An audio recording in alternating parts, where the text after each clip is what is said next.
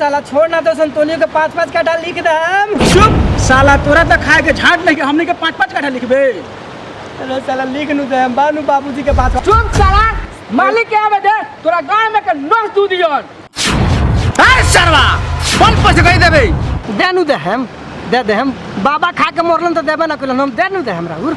कही तो मालिक एकरा ढोड़ी में गोली मार दी। ना रे सरवा, एकरा ढोरी में गोली नत मार। भाग साला, दे तक नस्ल खत्म कर देबे रे। रे सरवा ई तोर पटदार है का? मालिक कुछ दिन का और मोहल्ला दिया जाए, धीरे धीरे तो तेरा उपकार कर चुका दे मालिक, कुछ दिन का और दिया जाए है मालिक। ए मगला मार साला के, मार।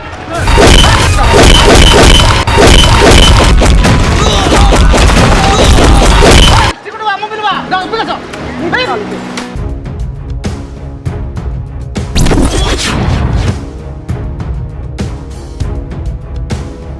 ठीक है सर। हां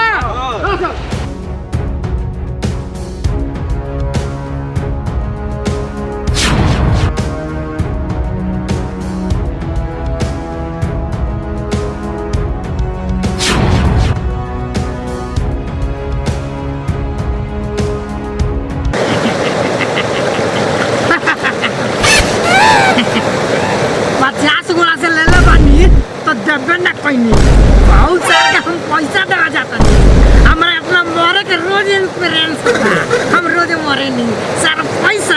पैसा के नाम जीव थमा दे, ले ली हो। आखिर तक पछुआ मर गई, ओकरा पैसा के गोली मारस पका दस, जा समय झट में घर से पैसा मांग लिया।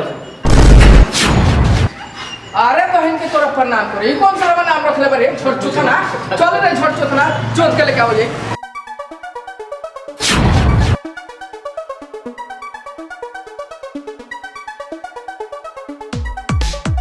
राय मोबिलवा सारा दौलत का होई रे, ओके तू पचुआ पैसा पचाइए ले लो।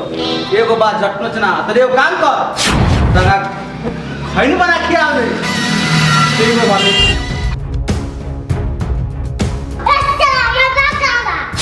बाबू मनानु उतरे कहल जाला, मालिक होई।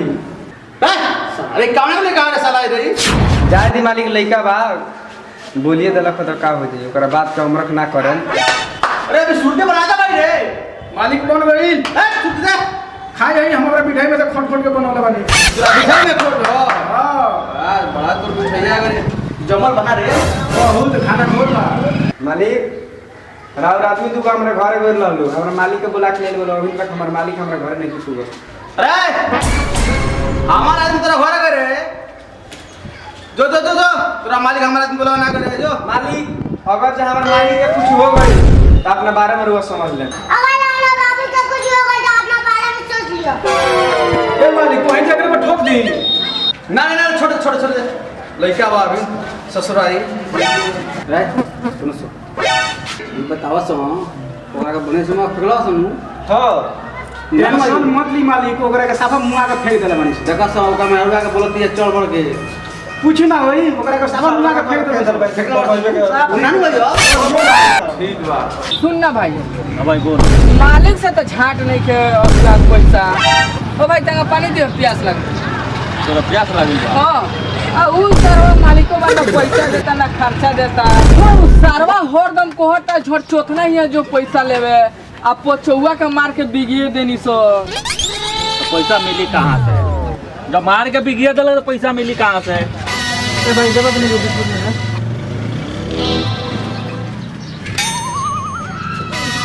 हाय दादा हाय से पचौआ करे ही। हां पचौआ हम कैसे मर गइल बा? अरे तो मार के बिग देला रहनी सो।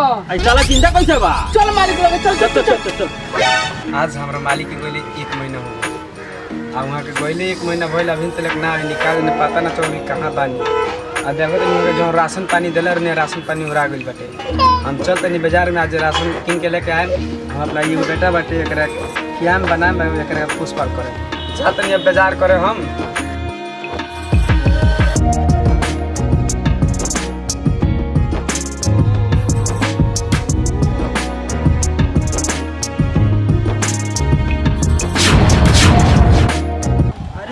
पछुआ का मेहरारू ही है अरे ऊपर पछुए के मेहरारू लोग लागत है। अरे एकर जवानी तो साला उठान मारता धर धर पकड़ पकड़ पकड़ पकड़। वो काहे वो करास कइले बाड़ू हमरा संगे चलो रजगद्दी पर बैठा हम रजगद्दी पर सुता बढ़िया बढ़िया किया और रात भर पटवा चल बू पैसा उड़ाम तारा पर पैसा ओकरा लगे का बा ताकत बड़ा चप्पल मार के मुंह लाल कर दे। जो भाग अच्छा देख हम संतारा के बड़ा एटीट्यूड में दिया अच्छा छोड़े के नहीं है जय लही तो ये बही। रास्ता चलते तो लोग बहुत ताना मारता। अब हम का करी कहाँ जाई चल तनी नहर में डूब धंस के मर जा। बाबू हमर तू ए जुके बैठ हम आवतानी।